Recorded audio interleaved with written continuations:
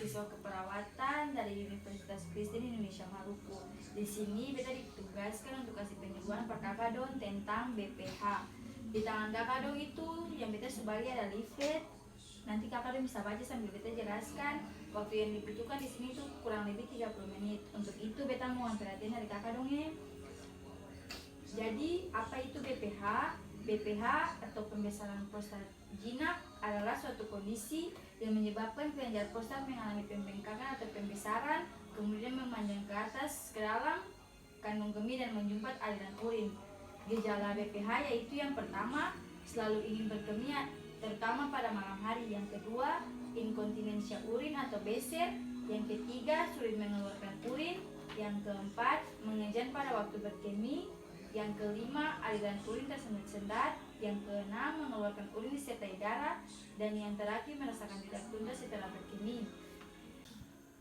Jadi ada beberapa faktor yang dapat mempengaruhi seseorang untuk terkena BPH, yaitu yang pertama, kurang berolahraga dan obesitas. Yang kedua, faktor penuaan. Yang ketiga, menderita penyakit jantung atau diabetes. Yang keempat, efek samping obat-obatan penghambat beta. Dan yang terakhir, keturunan. Ya, jadi ada beberapa pencegahan yang dapat kakadon bikin supaya seluruh nanti tidak terkena penyakit BPH.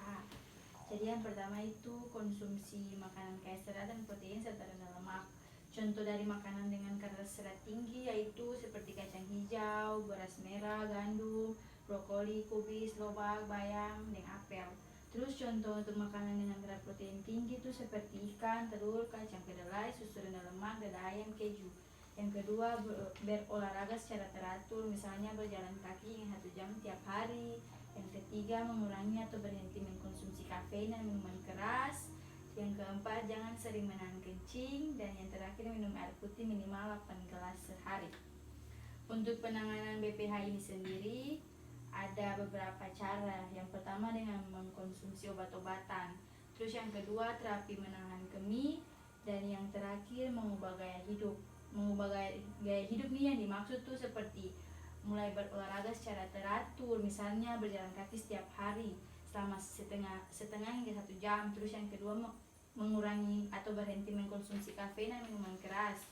Yang ketiga, mencari jadwal minum obat yang tepat agar terhindar dari nokturia atau meningkatnya frekuensi buang air kecil sepanjang malam. Dan yang terakhir, mulai membiasakan diri untuk tidak minum apapun 2 jam sebelum waktu tidur agar terhindar dari nokturia. Ya, mungkin sekian dari materi yang bisa kita bawakan. Kalau di antara kakak ada yang plus pertanyaan, silakan. Ada. Ya. Kira-kira BPH terjadi pada usia berapa? Terima kasih kakak ada. Ya, kakak jika tidak segera ditangani, komplikasi apa saja yang dapat terjadi? Iya, terima kasih atas pertanyaan yang kakak dong. Supaya Pak Rita di sini kita akan menjawab dari pertanyaan yang pertama tadi. Kira-kira BPH terjadi pada usia berapa saja? Ya, jadi penyakit BPH ini lebih sering dijumpai pada pria usia lanjut 45 tahun ke atas. Tapi bukan berarti terjadi pada pria usia lanjut. Dan kakak dong sekali sendiri ingatan kalau gejala kesehatan itu penting lagi. Terus untuk pertanyaan yang kedua tuh, apakah jika segera ditangani komplikasi apa saja yang dapat terjadi? Komplikasi yang saja terjadi yaitu yang pertama kerusakan ginjal, yang kedua tuh infeksi saluran kemih. Ya, dari jawaban yang tadi telah beta berikan dan materi yang telah beta paparkan, apakah kakak dong sekalian sudah bisa mengerti apa itu BPH, bagaimana sampai BPH itu bisa terjadi dan bagaimana cara penanganannya? Ya.